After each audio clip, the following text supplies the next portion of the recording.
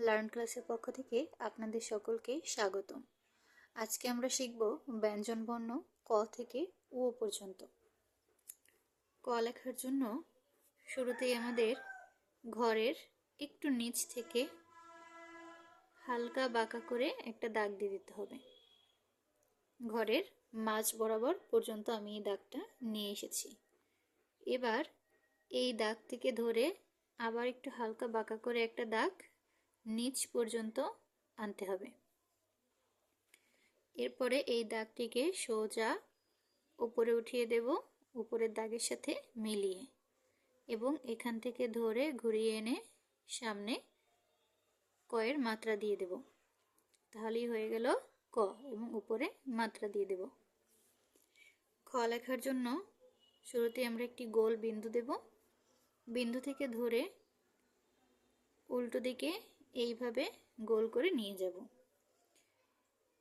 এই দাগের শেষ মাথা থেকে ধরে গোল করে ঘুরিয়ে অপর সাইডে নিয়ে আসব, এই দাগের সমান। নিয়ে আসার পর এখান থেকে ধরে একটু মোটা করে নিচে নামিয়ে দেব, হালকা বাঁকা করে। নিচ থেকে ধরে আবার উপরের দিকে উঠে যাব। খ যেহেতু অর্ধমাত্রার, সামনে আমরা অর্ধমাত্রা দিয়ে নিলেই হয়ে গেল খ।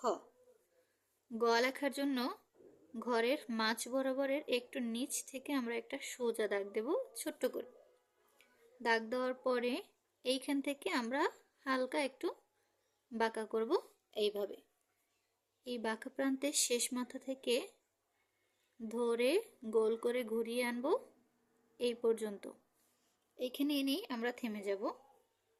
তারপরে সোজা দাগ দিয়ে নেব এই দাগের বাইরে পর্যন্ত। গ যেহেতু অর্ধমাত্রার, সামনের দিকে আরেকটি দাগ দিয়ে নিলেই হয়ে গেল গ।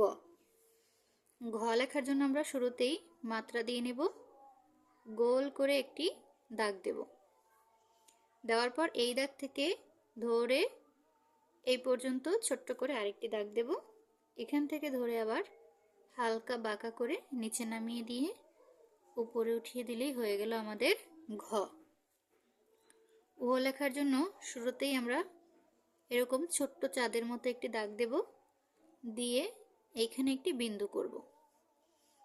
বিন্দু করার পরে গোল করে আবার ঘুরিয়ে এটাকে বাঁকা করে নেব।